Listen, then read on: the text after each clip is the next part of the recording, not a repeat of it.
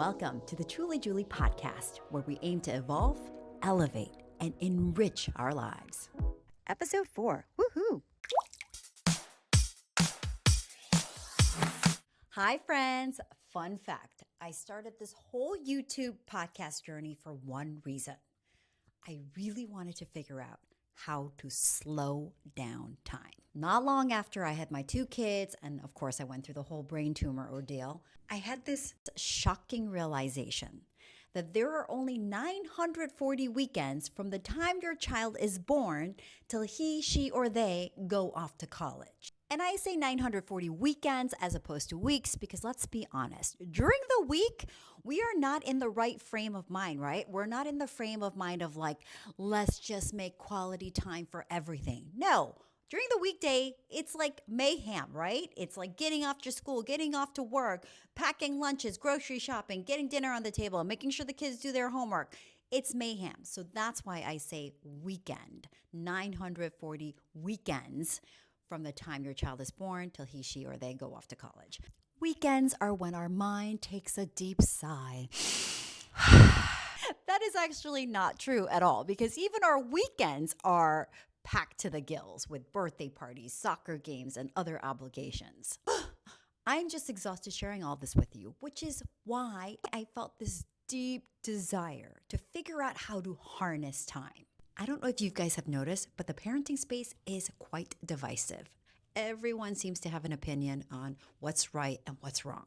But there's one thing that all parents agree on, regardless of whether you're a good parent, bad parent, okay parent, whatever. And it's this: time goes by so fast. How many parents do you know that tell you like, gee, I woke up one day and the college bags were packed. I don't know where time went, right? It was all a blur. One day they were in diapers. The next day they were packing up for college. You've heard these bittersweet stories, right? Time and time again from just about every parent. And after I survived my brain tumor, and after having 2 miracle kids, like P.S., they told me I would never have kids with my brain tumor journey. Prove them wrong. The body can do amazing things. So after that whole journey, and then like just being overwhelmed as a parent, like there's just so much happening all the time. I just knew I needed to do something to give time shape so that I'm not one of these parents that feel so heavy-hearted that time went by too fast and they weren't able to relish in it, right? I really wanted to investigate, does time really have to be a blur? Can you give it shape? Turns out you can slow down time. How awesome is that?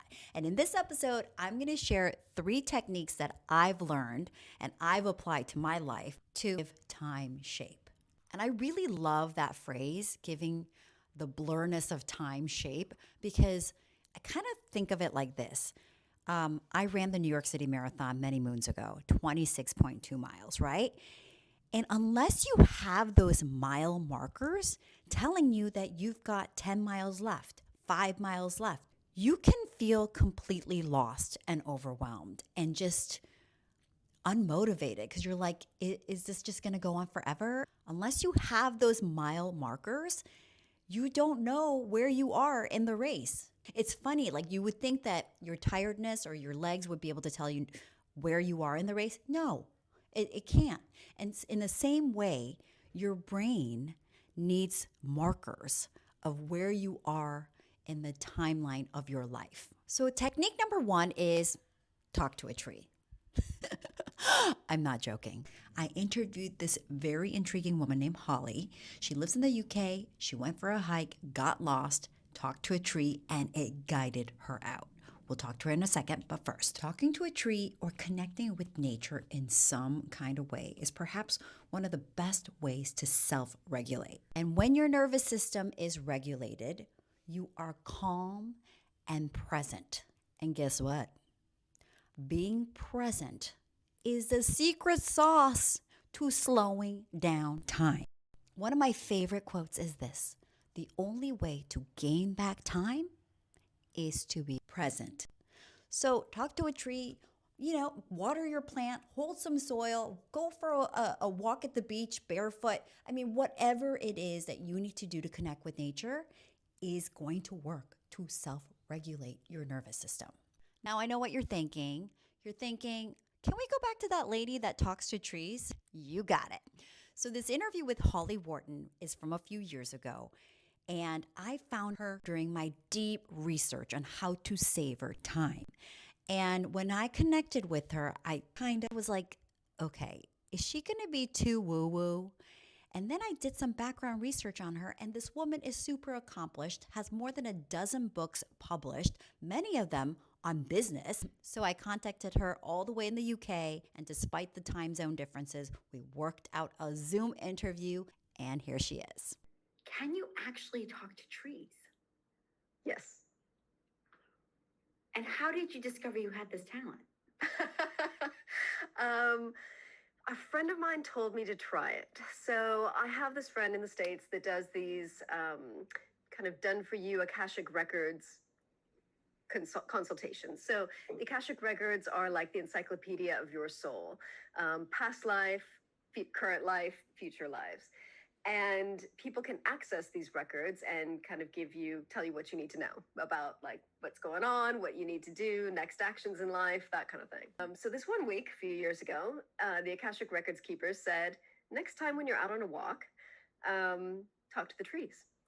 Go up to a tree, put your hands on the bark of the tree, feel the energy, and just start talking to it. And I was like, I don't know how to do that. Yeah. But I was out on a walk in a new area that I hadn't been to before, didn't have a map with me, which you should never do, and I got lost. And so I kind of started freaking out, even though it wouldn't have been taken me that long to get to a known place, but I just started kind of panicking. And so I went to this tree and I said, how do I get back on track? And the tree gave me directions, turn left here, turn left there. And I got back on track and I got out of the forest. So that was my first experience. I thought you were going to say like the trees talk to you in like the most convoluted way, like, ooh, breathe air or something. They're very practical. Or like, you're welcome for the air. Yeah. But it was that precise? Turn left, turn right. What? Yeah. I go way deeper with Holly on the topic of talking to trees. That episode is available on my YouTube. I will put the link into comments or show notes, so check that out. And Holly, if you're listening or watching, I just want to say a big, big, big thank you for converting me, right? Like I went into this interview thinking, who talks to trees? And then I walked away from this interview thinking, why aren't we talking to trees? We should all be talking to trees because, to be honest, it's the most actionable, accessible way to connect deeply with nature. And remember the science, connecting deeply with nature is how you become present, and being present is the number one way to slow down time. Or, as the quote goes, the only way to gain back time is to be present. But hey, if you can't even talk to trees because you don't want to look weird. I live in Venice, so if I talk to a tree, no one will bat an eye. They'll be like, oh, just another person that lives in Venice.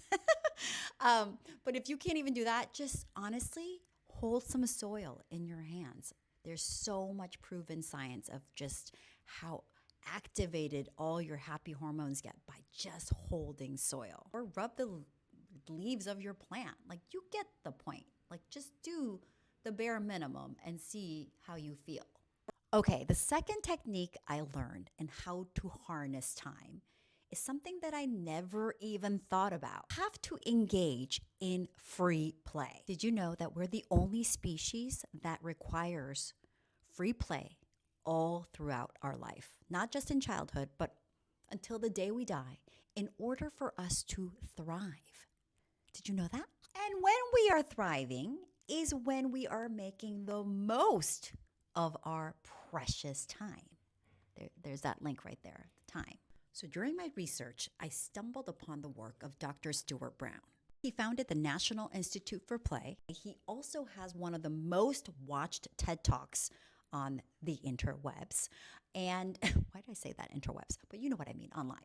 And the way he discovered how important free play is to our wellness is kind of frightening. So he was commissioned to study mass murderers, okay?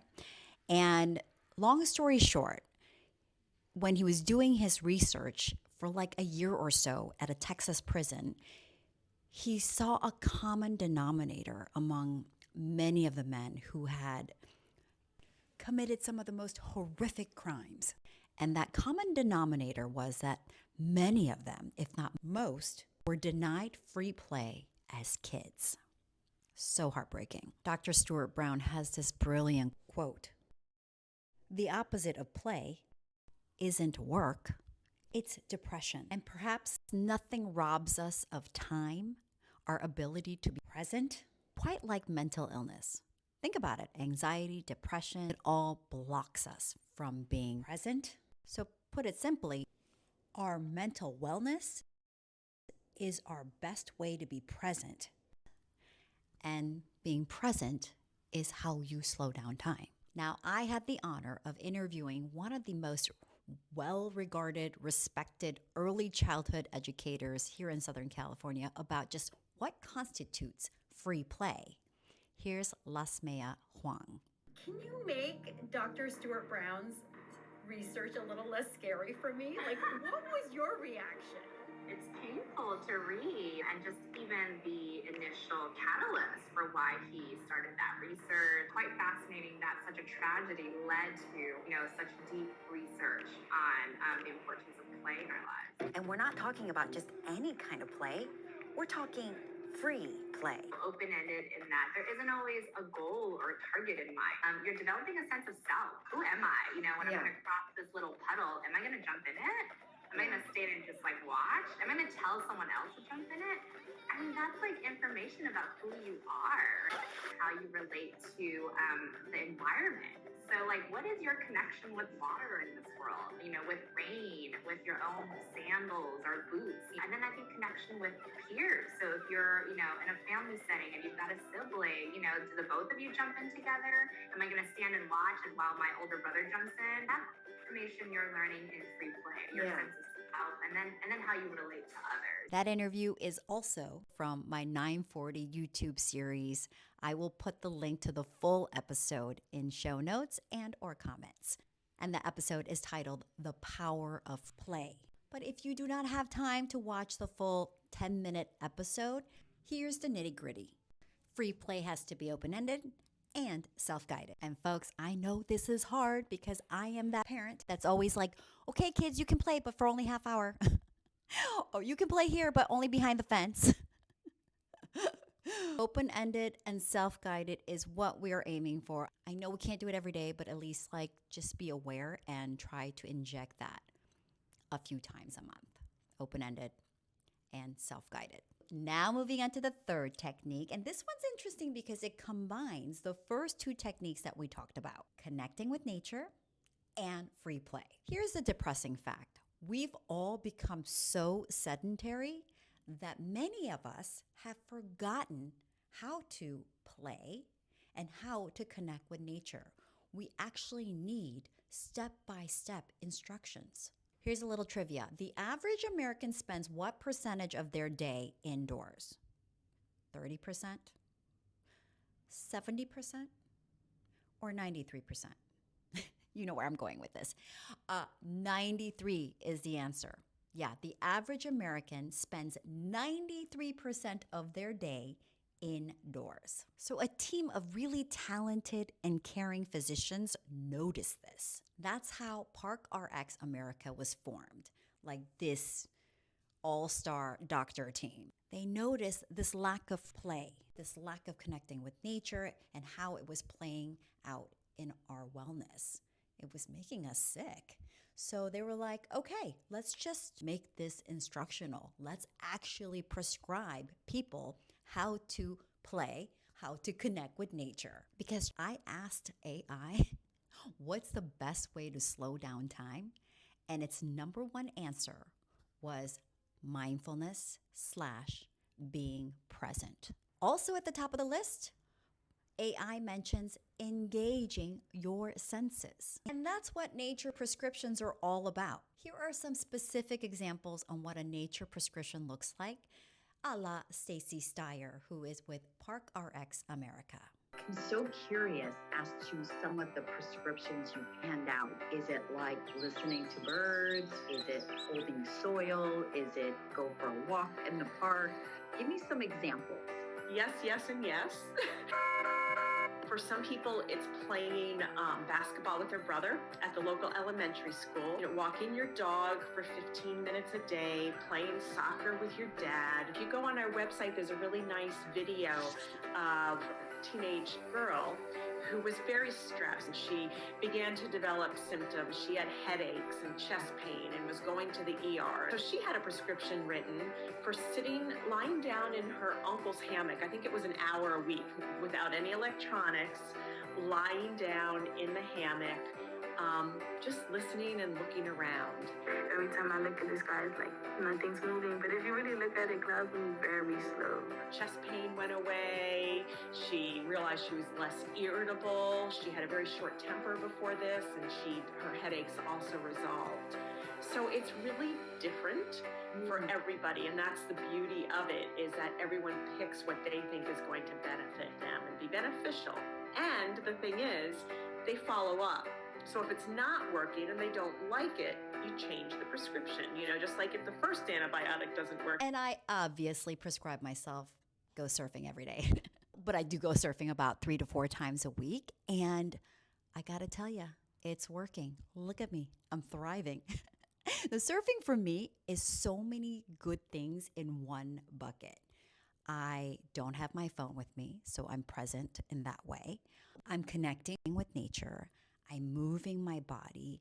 I'm doing free play because nothing brings me more joy than catching an amazing wave and getting the ride of my life, right? And because you have to constantly pay attention, be present, because otherwise you could drown or get hit by a wave or get hit by another surfer or miss a really good wave. I'm being so freaking present. And again, being present is the number one way to slow down time. And because I love you, I want to mention 3 bonus ways for you to slow down time. Stop multitasking. You're delusional if you're like, oh, I'm such a good multitasker. No, you're just not being present because you're doing too many things all at once, and that is robbing you of time. 2, try something new. 3, declutter your environment. Those 3 additional things slow down time. And if all fails, come back to the breath. Always come back to the breath. Hey, I'll do a future episode on my favorite breathing exercise. It's amazing. It takes only 5 minutes to completely restore yourself. So that is coming up soon. But for now, you know what to do. Leave a review, only if it's positive. Like this episode, share it, subscribe. Do whatever you got to do to support this independent creator, okay? And since this episode is about the value of time, thank you from the bottom of my heart that you gave me your precious time to listen to this whole episode. Really means the world to me.